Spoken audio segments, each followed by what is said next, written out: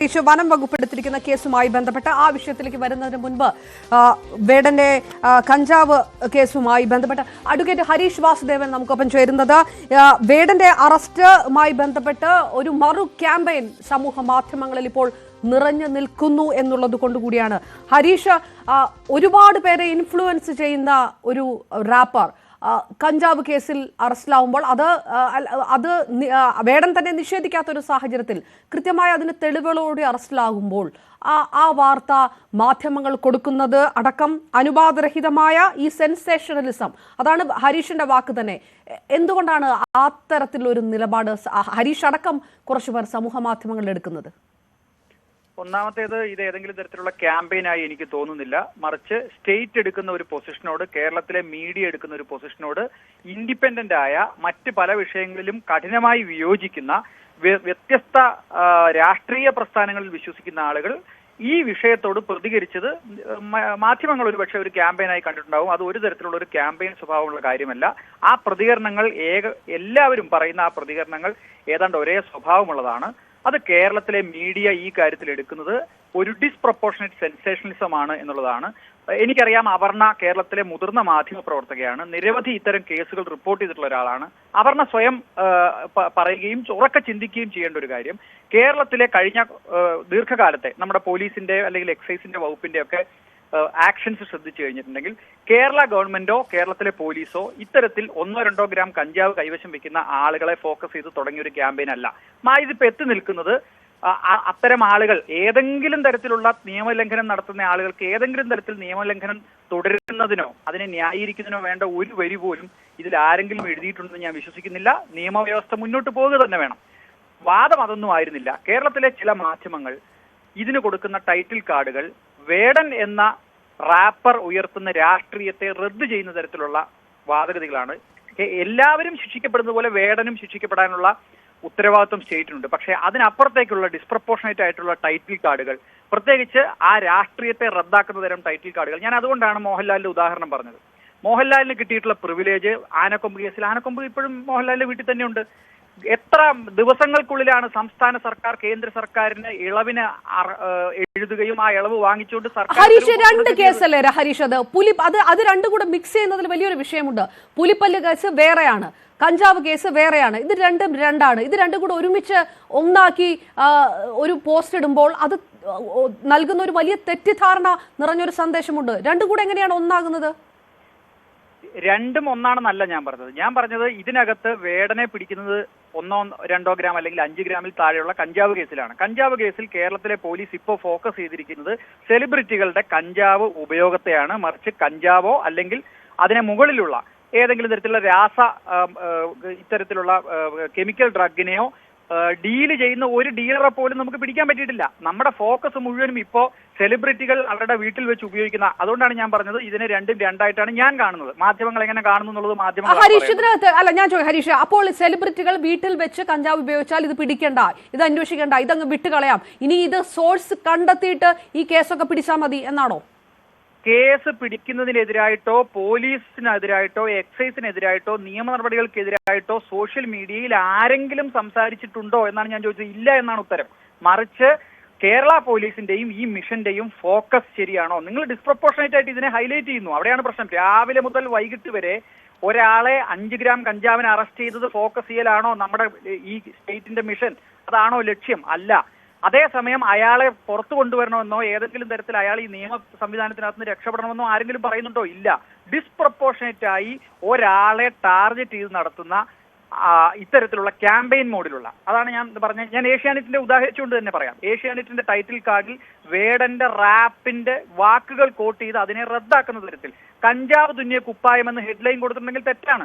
ലഹരിക്കെതിരെ ഒരു വലിയ പ്രസംഗം നടത്തിയ ഒരാൾ, ലഹരിക്കെതിരെ വലിയ പ്രസംഗം നടത്തി അങ്ങനെ യുവതലമുറയുടെ കയ്യടി വാങ്ങിച്ച ഒരാൾ ആ ലഹരി കേസിൽ അറസ്റ്റിലാകുമ്പോൾ ഡിസ്പ്രപ്പോർഷനായിട്ട് തന്നെയുള്ള അല്ലെങ്കിൽ ആ തരത്തിലുള്ള വാർത്ത കൊടുക്കാൻ നിർബന്ധിതരാകും. കാരണം ആ തരത്തിലുള്ള മൈലേജും സെലിബ്രിറ്റി സ്റ്റാറ്റസും അനുഭവിക്കുന്നവർക്ക് കൂടുതൽ ഉത്തരവാദിത്തമുണ്ട്. സാധാരണക്കാരൻ അറസ്റ്റിലാകുന്നതിനേക്കാൾ കൂടുതൽ ശക്തമായ രീതിയിൽ ആ വാർത്ത ചിത്രീകരിക്കപ്പെടും. അതിലെന്താണ് തെറ്റ്? മാധ്യമങ്ങൾ കേരളത്തിലെ കഞ്ചാവ് ഉപയോഗത്തെയും കേരളത്തിലെ രാസലഹരിയുടെ നിർമ്മാണത്തെയും വിതരണത്തെയും ഒരുപോലെ കാണുന്നുണ്ടെങ്കിൽ അത് അവരുടെ പ്രയോറിറ്റിയാണ്. വ്യക്തിപരമായി എന്റെ പ്രയോറിറ്റി അല്ല. ഞാൻ ലോകത്ത് നിരവധി രാജ്യങ്ങളിൽ സഞ്ചരിച്ചിട്ടുള്ള, അവിടെയെല്ലാം ദിവസങ്ങളോളം ആഴ്ചകളോളം താമസിച്ച് ജീവിച്ചിട്ടുള്ള മനുഷ്യനാണ്. മനുഷ്യർ വ്യക്തിഗതമായി കഞ്ചാവ് ഉപയോഗിക്കുന്നതോ അത്തരത്തിൽ എന്തെങ്കിലും ലഹരി ഉപയോഗിക്കുന്നതോ ആ സ്റ്റേറ്റുകളെല്ലാം, ഡെവലപ്ഡ് കൺട്രീസ് എല്ലാം അതിനെ കാണുന്നത് വ്യത്യസ്തമായ രീതിയിലാണ്. അവർക്ക് വ്യത്യസ്തമായ ട്രീറ്റ്മെന്റ് ആവശ്യമാണ്. അതുകൊണ്ടാണ് ഇന്ത്യൻ നിയമവ്യവസ്ഥ, പാർലമെന്റ് പാസാക്കിയ നിയമം ഇത്തരത്തിൽ ലഹരി ഉപയോഗിക്കുന്ന ആളുകളുടെ കേസ് ബെയിലബിൾ ഒഫൻസ് ആക്കിയിരിക്കുന്നത്. അതിന് മുകളിലുള്ള ഒഫൻസ് ഫോക്കസ് ചെയ്ത് നടത്തുന്ന ഒരു ക്യാമ്പയിൻ, ഒരു മിഷൻ മോഡ് ആക്ഷൻ ഇപ്പോൾ ചെന്നെത്തി നിൽക്കുന്നത് കേരളത്തിലെ ചാനലുകൾക്ക് സെലിബ്രിറ്റികൾ 5 ഗ്രാം കഞ്ചാവ് ഉപയോഗിച്ചതിലാണ് എന്നതാണ് എന്റെ പ്രശ്നം. ഞാൻ ഉൾപ്പെടുന്ന സമൂഹത്തിന്റെയോ സ്റ്റേറ്റിന്റെയോ പ്രയോറിറ്റിയിൽ വരേണ്ട സംഗതി അല്ലാതെ. അല്ല, ഞാൻ ഉൾപ്പെടുന്ന സ്റ്റേറ്റ് എന്ന് പറയുന്നത് കൊണ്ടാണ് MDMAയോ അല്ലെങ്കിൽ മറ്റ് രാസലഹരിയോ ആരെങ്കിലും ഉപയോഗിക്കുകയും അത് വലിയ അളവിൽ പിടിച്ചെടുക്കുന്നതിനേക്കാൾ കൂടുതൽ നിങ്ങൾ ആരാധിക്കുന്ന, നിങ്ങൾക്കറിയുന്ന, പ്രത്യേകിച്ച് ഈ ചെറിയ കുട്ടികളൊക്കെ ആരാധിക്കുന്നവർ ഇതിന് അടിമയാണ് അല്ലെങ്കിൽ ഇത് ഉപയോഗിക്കുന്നവരാണ് എന്നറിയുന്നിടത്താണ് വിഷയം. ഒരു പക്ഷേ 5-10 കിലോഗ്രാം ഉപയോഗിക്കുന്നതിനപ്പുറത്തേക്ക്, ആരോ ഉപയോഗിക്കുന്നതിനപ്പുറത്തേക്ക് 1 ഗ്രാം നിങ്ങൾക്കറിയുന്ന ഒരു സെലിബ്രിറ്റി ഉപയോഗിക്കുകയാണെങ്കിൽ അത് ഇൻഫ്ലുവൻസ് ചെയ്യപ്പെടില്ലേ ചെറിയ കുട്ടികളെ? തീർച്ചയായിട്ടും അത് ഇൻഫ്ലുവൻസ് ചെയ്യപ്പെടുന്നതിനെ ചെറുക്കുന്നതിനോ അല്ലെങ്കിൽ അത് വാർത്തയാക്കുന്നതിനോ ആരെങ്കിലും പരാതി പറഞ്ഞു ഞാൻ പറഞ്ഞില്ല. ഞാനിവിടെ പറഞ്ഞത് ഒരാളെ കഞ്ചാവ് കേസിൽ പിടിക്കുന്നു, അയാൾ കഞ്ചാവ് ഉപയോഗിക്കുന്ന ആളാണ്, അല്ലെങ്കിൽ അയാളുടെ കയ്യിൽ നിന്ന് 5 ഗ്രാമിൽ താഴെ കഞ്ചാവ് പിടിക്കുന്നു എന്ന വാർത്ത വരുന്നു. അത് ഡിസ്പ്രപ്പോർഷനേറ്റ് ആണെന്ന് ആരും പറയില്ല. കേരളത്തിൽ മോഹൻലാലിന്റെ കേസ് നമ്മൾ ചർച്ച ചെയ്താണ്, ഞാൻ ഉൾപ്പെടെ ചർച്ചയിൽ പങ്കെടുത്താണ്. അത്തരം ചർച്ചകളെ അല്ല, അതിന് അടുത്ത ഘട്ടത്തിലേക്ക് അത് പോകുന്നത് ടൈറ്റിൽ കാർഡുകളിൽ, ഫേസ്ബുക്കിൽ പ്രചരിപ്പിക്കുന്ന വാർത്തകളിലെല്ലാം വേടന്റെ റാപ്പുമായി ബന്ധപ്പെട്ട് ഇതിനെ കണക്ട് ചെയ്യുന്നു, അതുമായി ബന്ധപ്പെട്ട വാക്കുകൾ കൊണ്ടുവരുന്നു, ആ രാഷ്ട്രീയത്തെ റദ്ദാക്കാനുള്ള ശ്രമം ഉണ്ടാവുന്നു. അതിന്റെ അടുത്ത ഘട്ടമായിട്ട് പുലി പല്ലിന്റെ കേസ് കൊണ്ടുവരുന്നു. ഞാൻ പറഞ്ഞ ഒരാളെ ടാർഗറ്റ് ചെയ്യുന്നത് പോലെ നെക്സ്റ്റ് സ്റ്റേജിലേക്ക് അത് കടക്കുന്നു. സ്വാഭാവികമായിട്ടും ആ ഡിസ്പ്രപ്പോർഷനേറ്റ് ആയിട്ടുള്ള ക്യാമ്പയിൻ പ്രശ്നം തന്നെയാണ്. അതേസമയം അയാൾ ഉന്നയിക്കുന്ന രാഷ്ട്രീയത്തെ റദ്ദാക്കാതെ അതിനെ ഉയർത്തിപ്പിടിച്ചുകൊണ്ട് അയാൾ ചെയ്ത ക്യാമ്പയിന് വിരുദ്ധമായ ഒരു ഇരട്ടത്താപ്പ് വേടന്റെ ഭാഗത്തുനിന്ന് ഉണ്ടായിട്ടുണ്ടോ എന്ന് ചൂണ്ടിക്കാണിച്ചാൽ ആരാണ് എതിർക്കുക? വേടന്റെ ഭാഗത്തുനിന്നുണ്ടായ ഇരട്ടത്താപ്പ് ചൂണ്ടിക്കാണിക്കുകയാണോ കേരളത്തിലെ മാധ്യമങ്ങൾ ചെയ്യുന്നത്? അതോ കേരളത്തിന്റെ പൊതുവായി നടക്കേണ്ട ആന്റി ഡ്രഗ് ക്യാമ്പയിനെ ചില സെലിബ്രിറ്റികളുടെ ഡ്രഗ് ഉപയോഗത്തിലേക്ക് കുറയ്ക്കുകയാണോ ചെയ്യുന്നത്? എന്റെ അഭിപ്രായത്തിൽ ഇതിൽ കച്ചവട മൂല്യമുള്ള ഒരു സംഗതി സിനിമാക്കാരോ അല്ലെങ്കിൽ സെലിബ്രിറ്റികളോ കഞ്ചാവ് ഉപയോഗിക്കുന്നു എന്ന വാർത്തയിലേക്ക് കൊണ്ടെത്തിക്കലാണ്. അതല്ല എന്റെ ടാർഗറ്റ്, തീർച്ചയായിട്ടും അതല്ല. അവർ ശിക്ഷിക്കപ്പെടണം, അവർക്കെതിരെ നിയമനടപടി സ്വീകരിക്കണം. പക്ഷെ അത്തരത്തിലുള്ള സംഗതി ഞാൻ പറഞ്ഞില്ലേ, ഞാൻ എക്സാമ്പിൾ കോട്ട് ചെയ്ത് തന്നെയാണ് പറയുന്നത്. ഏഷ്യാനെറ്റിന്റെ ടൈറ്റിൽ കാർഡാണ് ഞാൻ കണ്ടത്. അതിനകത്ത് വേടൻ ഉയർത്തുന്ന റാപ്പ് രാഷ്ട്രീയത്തെ റദ്ദാക്കുന്ന, ആ റാപ്പിൽ ഉയർത്തുന്ന രാഷ്ട്രീയത്തെ റദ്ദാക്കുന്നവരും ടൈറ്റിൽ കാർഡുകൾ ഉപയോഗിച്ചിട്ടുണ്ട്. എനിക്ക് തോന്നുന്നു ന്യൂസ് 18ന്റെ ഫേസ്ബുക്ക് പോസ്റ്റിൽ പോലും അത്തരം പരാമർശങ്ങൾ വന്നിട്ടുണ്ട്. അത്തരം സംഗതികൾ ഒരു കാരണവശാലും ഈ രാഷ്ട്രീയത്തെ സഹായിക്കാൻ ഉതകുന്നതല്ല. അത് പൊതുബോധത്തെ, കേരളത്തിലെ പൊതുബോധം എന്താണ്? അല്ല, പൊതുബോധത്തിൽ ധാർമ്മികത ഉണ്ടാകുന്നില്ലേ? ഒരാൾ ഒരു കാര്യം പറയുന്നു, അതിനൊപ്പം നേരെ വിരുദ്ധമായിട്ട് മറ്റൊരു വിഷയം ഉണ്ടാകുമ്പോൾ സ്വാഭാവികമായിട്ടും നിങ്ങൾക്ക് കിട്ടുന്ന സെലിബ്രിറ്റി എന്നുള്ള ഒരു മൈലേജ് നിങ്ങൾ ഒരു കുറ്റം ചെയ്യുമ്പോൾ വരുന്ന വാർത്തയെ സ്വാധീനിക്കും. സാധാരണക്കാരുടെ വാർത്തകൾക്ക് ആ മൈലേജ് കിട്ടാത്തത് അതുകൊണ്ടാണ്. നിങ്ങൾ വലുതാകുമ്പോൾ കൈയടിക്കുന്ന ഈ സമൂഹമാണ്. സ്വാഭാവികമായിട്ടും നിങ്ങൾ വീഴുമ്പോഴും ആ തരത്തിൽ അവർ വാർത്തകൾ കൊടുക്കും. ദേ ഡിസർവ് ഇറ്റ്.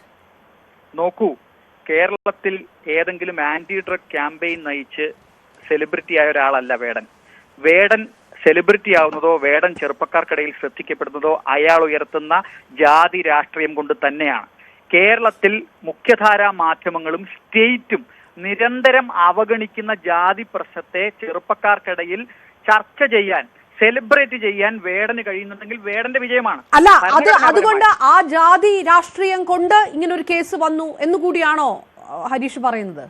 ഞാൻ പറയുന്നത് കേരളത്തിലെ വിസിബിലിറ്റിയിൽ കൊണ്ടുവന്ന് ഡിസ്പ്രപ്പോർഷനേറ്റ് ആയിട്ട് അതിനെ വേട്ടയാടുന്നതിന്റെ പിന്നിൽ ഈ ജാതിബോധം ഉണ്ട് എന്ന് തന്നെയാണ്. അതുകൊണ്ടാണ് ഞാൻ പറഞ്ഞത് കേരളത്തിലെ മാധ്യമങ്ങൾ, ഞാൻ ന്യൂസ് 18 ഉൾപ്പെടെ പറയുന്നു, ന്യൂസ് 18 ഉൾപ്പെടെയുള്ള കേരളത്തിലെ ദൃശ്യമാധ്യമങ്ങൾ, മനോരമ, മാതൃഭൂമി ഉൾപ്പെടെയുള്ള പത്രമാധ്യമങ്ങൾ കേരളത്തിലെ ജാതി രാഷ്ട്രീയത്തിന്റെ പ്രശ്നങ്ങളെ, ജാതിയുടെ പ്രശ്നങ്ങളെ രണ്ടാണ് ഹരീഷ്. ലഹരി കേസിൽ വരുമ്പോൾ ഇനിയിപ്പോ നിങ്ങൾ ജാതി രാഷ്ട്രീയം പറയുന്നുണ്ടോ, നിങ്ങളുടെ പൊളിറ്റിക്കൽ നിലപാട് എന്താണ് എന്ന് നോക്കിക്കൊണ്ട് വേണമോ ഇനി കേസെടുക്കാൻ?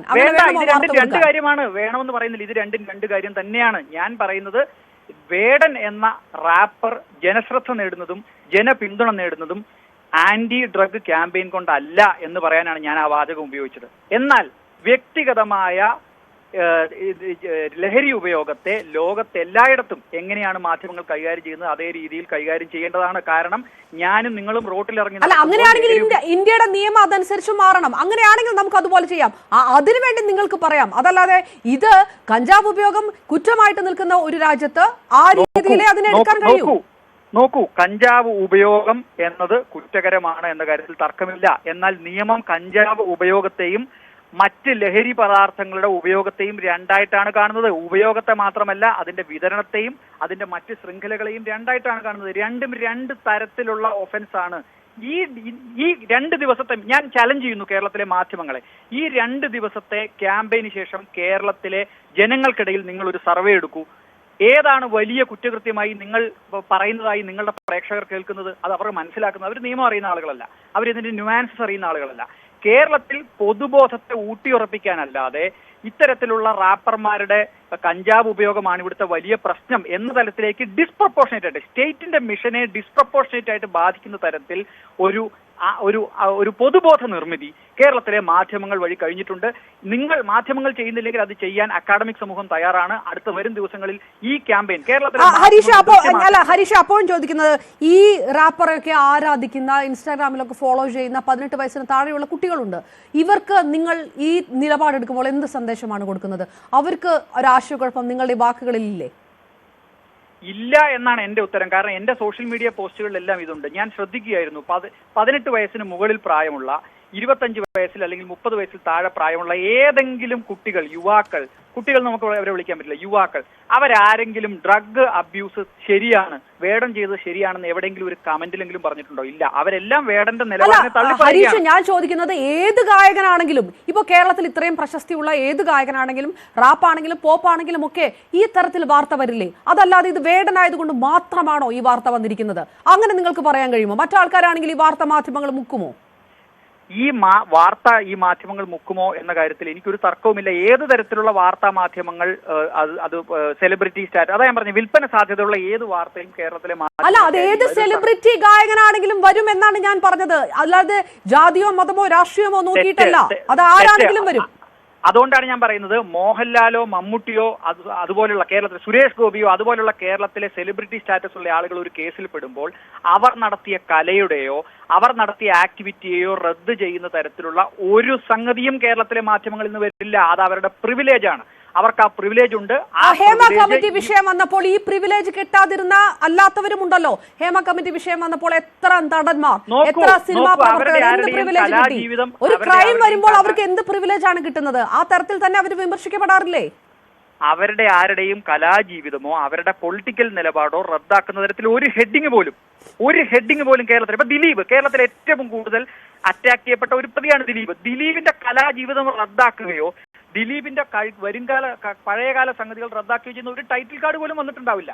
അതാണ് വ്യത്യാസം. അതേസമയം അയാൾ ചെയ്ത കുറ്റകൃത്യത്തെ കൃത്യമായി വിമർശിക്കുന്ന, കൃത്യമായി ചോദ്യം ചെയ്യുന്ന നിലപാട് മാധ്യമങ്ങൾ എടുത്തു. അതേ നിലപാട് മാധ്യമങ്ങൾ ഇവിടെ എടുക്കുന്നതിന് ആരും കുറ്റം പറയില്ല. അങ്ങനെ കുറ്റം പറയുമെന്ന് ധരിക്കാനും വയ്യ. കാരണം അവരെ അറിയുന്ന ഈ സോഷ്യൽ മീഡിയയിൽ ഈ പോസ്റ്റ് ഇട്ട മുഴുവൻ ആളുകൾ, ഞാൻ മാത്രമല്ലല്ലോ, 100 കണക്കിന് ആളുകൾ പോസ്റ്റ് ഇട്ടുണ്ട്. ഇവരാരും കഞ്ചാവിനെ ന്യായീകരിക്കുന്നവരല്ല, ഇവരാരും വേടൻ ചെയ്ത തെറ്റിനെ ന്യായീകരിക്കുന്നവരല്ല. പക്ഷേ ഡിസ്പ്രൊപ്പോർഷനേറ്റ് ആയി ഇതിനകത്ത് നടത്തുന്ന മീഡിയ ക്യാമ്പയിൻ കൊടുക്കുന്ന സന്ദേശം പൊതുസമൂഹത്തിൽ പൊതുബോധം ഊട്ടിയുറപ്പിക്കാൻ. ഹരീഷ്, ഇപ്പോൾ 1.5 ഗ്രാമിൽ വേടൻ അറസ്റ്റിലാകുമ്പോൾ 5 ഗ്രാമോ അല്ലെങ്കിൽ അതിൽ മുകളിലോ മറ്റൊരു സെലിബ്രിറ്റി അറസ്റ്റ് ആകുന്നു, ജാതി നോക്കി ആ വാർത്ത കൊടുക്കാതിരിക്കുന്നു, വേടന്റെ വാർത്ത മാത്രം ഹൈലൈറ്റ് ചെയ്ത് കൊടുക്കുന്നു എന്നാണ് നിങ്ങൾ പറയുന്നതെങ്കിൽ അംഗീകരിക്കാം. അങ്ങനെ ഒരു കാര്യം ഇവിടെ ഉണ്ടായിട്ടില്ല. ആരൊക്കെ അറസ്റ്റിലായി? ശ്രീനാഥ് ബാസി, ഷൈൻ ഡോൺ ചാക്കോ, ഖാലിദ് റഹ്മാൻ, തൊട്ടുപിറകെ വേടൻ, എല്ലാം ഒരേ തരത്തിലാണ് ഈ വാർത്ത പോകുന്നത്, എല്ലാം ഒരേപോലെയാണ്. അപ്പോൾ നിങ്ങൾ പറയുന്നത് മാധ്യമങ്ങളുടെ ന്യൂസ് ഡെസ്കുകളിൽ ലഹരി ഉപയോഗിക്കുന്നവരുണ്ട്, അത് പിടിച്ചെടുത്തിട്ട് പറയൂ എന്നാണ് പറയുന്നത്. അതെന്ത് ധാർമ്മികതയാണ്? മാധ്യമ പ്രവർത്തകർക്കിടയിൽ ഡെസ്കിൽ ഉപയോഗിക്കുന്ന ലഹരി ഉപയോഗിക്കുന്ന, അതായത് 5 ഗ്രാമിൽ താഴെ കഞ്ചാവ് ഉപയോഗിക്കുന്ന ആളുകൾ ഇഷ്ടം പോലെ ഉണ്ട്. കഞ്ചാവ് ഉണ്ടെങ്കിൽ പരിശോധന നടക്കട്ടെ, പിടിക്കട്ടെ. അത് നിങ്ങൾ വെറുതെ അതുകൊണ്ട് ഈ സംഗതിയെ ന്യായീകരിക്കുന്നു എന്നല്ല അർത്ഥം. ഞാൻ പറഞ്ഞത്, ഞാൻ വീണ്ടും ആവർത്തിച്ച് പറയുന്നു, അത് ഇനി സോഷ്യൽ മീഡിയയിലും പറയും, ഒരാൾ കഞ്ചാവ് ഉപയോഗിക്കുന്നു, അയാളുടെ ആവശ്യത്തിന് ഉപയോഗിക്കുന്നു എന്നുള്ളതും കേരളത്തിലെ ഡ്രഗ് അബ്യൂസിന്റെ ഇപ്പോൾ നിൽക്കുന്ന പിക്ചറും രണ്ടാണ് എന്ന് തന്നെയാണ് ഞാൻ വിശ്വസിക്കുന്നത്. ഒരാൾ ഡ്രഗ് ഉപയോഗിക്കുന്ന ആളാണെങ്കിൽ അയാളെ നിയമത്തിന്റെ പരിധിയിൽ കൊണ്ടുവന്നാൽ ബെയിലബിൾ ഒഫൻസിന് ശേഷം അയാൾക്ക് കൊടുക്കേണ്ടത് സ്റ്റേറ്റിന്റെ മറ്റ് പരിഗണനകളാണ്. അതിപ്പോ ശ്രീനാഥ് ഭാസി ആയാലും വേടനായാലും ആരായാലും. അതേസമയം അയാൾ ഒരു നെറ്റ്വർക്കിന്റെ ഭാഗമാണെങ്കിൽ അത് തീർച്ചയായിട്ടും അതിന്റെ അടുത്ത ഗ്രേഡിലുള്ള അടുത്ത ഇഷ്യൂ ഗ്രേഡിൽ പരിഗണിക്കപ്പെടേണ്ട കുറ്റകൃത്യമാണ്. അതിനെ ആ രീതിയിലാണ് കാണേണ്ടത്. ഇവിടെ കേരളത്തിലെ മൊത്തം ഡ്രഗ് അബ്യൂസ് കേസുകളെ സെലിബ്രിറ്റികൾ ഡ്രഗ് ഉപയോഗിക്കുന്നതുമായി ബന്ധപ്പെട്ട് മാത്രം ചുരുക്കി കൊണ്ടുവരുന്ന ഒരു രീതി ഈ കഴിഞ്ഞ ദിവസങ്ങളിൽ നമുക്ക് കാണാനുണ്ട്. അതുകൊണ്ട് ഹരീഷ് അതൊന്ന് നാരോ ഡൗൺ ചെയ്ത് പറയണം. സെലിബ്രിറ്റികളെ എന്ന് പറയുന്നു അതോ ജാതി രാഷ്ട്രീയം എന്ന് പറയുന്നു? പല തരത്തിലാണ് ഇത് വ്യാഖ്യാനിക്കുന്നത്. ഏത് തരത്തിൽ എന്ത് ചെയ്താലും അത് കുറച്ചും കൂടെ ഇങ്ങനെ ജനറലൈസ് ചെയ്ത് പറയുന്നിടത്ത് വലിയ ആശയക്കുഴപ്പം ഉണ്ടാകും. ഇല്ല എന്നാണ് എന്റെ ഉത്തരം. അതുകൊണ്ടാണ് ഞാൻ അപ്പോ അപർണ തന്നെ എന്നോട് പറഞ്ഞു മോഹൻലാലിന്റെ ഉദാഹരണം കൊണ്ടുവന്നത് ഇതിനകത്ത് ശരിയല്ല എന്ന് പറഞ്ഞു. ഞാൻ അതിനെ ശരിയാക്കുന്നത് അല്ലെങ്കിൽ ഞാനത് ശരിയാണെന്ന് കാണുന്നത്, നിങ്ങൾ ഒരാളെ 1 ഗ്രാം കഞ്ചാവ് കേസിൽ പിടിക്കുന്നു, അയാൾ അകത്തു പോകുന്നു, അയാൾക്ക് ജാമ്യം കിട്ടാവുന്ന കുറ്റമാണ്, അയാൾ സമ്മതിച്ചു, അയാൾ നിയമ നടപടി നേരിടും. തൊട്ടടുത്ത് അയാളുടെ കയ്യിലുള്ള പുലിപ്പല്ലിനെ പറ്റി അന്വേഷണം ഉണ്ടാവുന്നു, പുലിപ്പല്ലിന് കേസെടുക്കുന്നു, അയാളെ ജയിലിലിടുന്നു. അതിനുശേഷം മാധ്യമങ്ങളിൽ വരുന്ന വാർത്തയിൽ അയാളുടെ റാപ്പിൽ ഉന്നയിക്കപ്പെട്ട രാഷ്ട്രീയം ടൈറ്റിൽ കാർഡാവുന്നു. ഇത് പ്രശ്നമാണ്. ഇത് അവിടെ ഇരിക്കുന്ന ഡെസ്കിലിരിക്കുന്ന ആളുകൾ കൊടുക്കുന്ന വാർത്തയിൽ ജാതി കയറ്റുകയാണ്. ഇതാണ് ഞാൻ ഉന്നയിച്ച വിഷയം. രണ്ടാമത്തെ വിഷയമാണ് അതിൽ ഡിസ്പ്രപ്പോർഷനേറ്റ് ആയി ക്യാമ്പയിൻ പോകുന്നു. ആ ക്യാമ്പയിനകത്ത് സ്റ്റേറ്റ് 2 വ്യക്തികളെ രണ്ടായി കാണുന്നു. മോഹൻലാലിന് പിറ്റേ ദിവസം ഇളവ് കിട്ടുന്നു, എന്നാൽ ഗവൺമെന്റ് ഉത്തരവിറങ്ങുന്നു. വേടന്റെ കാര്യത്തിൽ അത്തരത്തിലല്ല സ്റ്റേറ്റിന്റെയും പൊതുസമൂഹത്തിന്റെയും നിലപാട്. ഹരീഷ്, ഞാൻ മനസ്സിലാക്കുന്നത് പുലിപ്പല്ല് കേസുമായി ബന്ധപ്പെട്ടിട്ടല്ല ഈ മാധ്യമങ്ങളൊക്കെ ഈ കൊടുക്കുന്ന വാർത്ത. ഇപ്പോൾ നടക്കുന്ന ആന്റി ഡ്രഗ് ക്യാമ്പയിനുമായിട്ട് ബന്ധപ്പെട്ട് തന്നെയാണ്. പുലിപ്പല്ല് കേസിന് ആ തരത്തിൽ ഏതെങ്കിലും മാധ്യമങ്ങൾ ഹൈലൈറ്റ് ചെയ്ത് കൊടുക്കുകയോ അല്ലെങ്കിൽ മോഹൻലാലിന്റെ ആനക്കൊമ്പ് വിഷയമായി താരതമ്യപ്പെടുത്തുമ്പോൾ ഇത് വലുതാക്കിയോ ചെറുതാക്കിയോ ലളിതമായി പറഞ്ഞാൽ ഈ കേസിൽ ഇതുവരെ പിടിക്കപ്പെട്ട മുഴുവൻ ആളുകളും ജാമ്യം നൽകി തിരിച്ചു വീട്ടിലേക്ക് പോയി. വേടൻ ജയിലിലാണ്. രണ്ടാമത്തെ കാര്യം, വേടന്റെ കേസ് നമ്മൾ 24 മണിക്കൂറിന് ശേഷവും 48 മണിക്കൂറിലും ചർച്ച ചെയ്യുന്നു. വേടന് ജനങ്ങൾക്കിടയിലുള്ള സ്വാധീനം കൊണ്ടാണ്. പക്ഷേ കേരളത്തിൽ ഈ 2 വിഷയങ്ങളെയും ഞാൻ ഇത് പറഞ്ഞ് അവസാനിപ്പിക്കുകയാണ്. ഈ 2 വിഷയങ്ങൾ, അതായത് ഇൻഡിവിജ്വൽ കഞ്ചാവ് കൺസംഷനും കേരളത്തിലെ ഇപ്പോൾ നടക്കുന്ന ആന്റി ഡ്രഗ് ക്യാമ്പയിൻ, സ്റ്റേറ്റിന്റെയും പോലീസിന്റെയും എക്സൈസിന്റെയും നേതൃത്വത്തിൽ ആന്റി ഡ്രഗ് ക്യാമ്പയിനും അതിന്റെ നടത്തിപ്പും ഒരേ പ്രപ്പോർഷനിലാണ് കേരളത്തിലെ മാധ്യമങ്ങൾ കാണുന്നതെങ്കിൽ ഞാൻ അങ്ങനെ കാണുന്നില്ല. ബഹുഭൂരിപക്ഷം വരുന്ന ഡെവലപ്ഡ് കൺട്രീസും അങ്ങനെ കാണുന്നില്ല. ഇതിനെ 2ആയി കാണണം എന്നാണ് എന്റെ സുചിന്തിതമായ അഭിപ്രായം. ഇത് 2 അല്ല, ഇത് 1 എന്ന പൊതുബോധം നിർമ്മിക്കലാണ് കേരളത്തിലെ മീഡിയ ഇപ്പോൾ ചെയ്തുകൊണ്ടിരിക്കുന്നത്.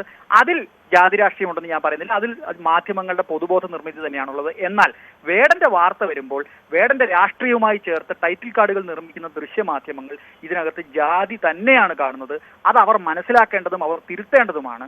അത്തരത്തിൽ ഉള്ള ഒരു ഡിസ്പ്രപ്പോർഷനേറ്റ് അറ്റാക്ക് ഉണ്ടാവുന്നുണ്ടെങ്കിൽ തീർച്ചയായിട്ടും അത് ഒഴിവാക്കേണ്ടതാണ്. എന്നാൽ അതാണ് ഞാൻ പറഞ്ഞത്, അവരർഹിക്കുന്ന നിയമപരിരക്ഷ, അവരർഹിക്കുന്ന നിയമത്തിന്റെ നടത്തിപ്പ് രീതി, അതായത് അവര് ജാമ്യം എടുത്ത് അതിന്റെ കേസ് നടത്തുന്ന മുമ്പോട്ട് പോകുന്നു. ഒരാളും അവരെ പിന്തുണയ്ക്കാൻ പോകുന്നില്ല, ഈ നിമിഷം വരെ പിന്തുണച്ചിട്ടുമില്ല.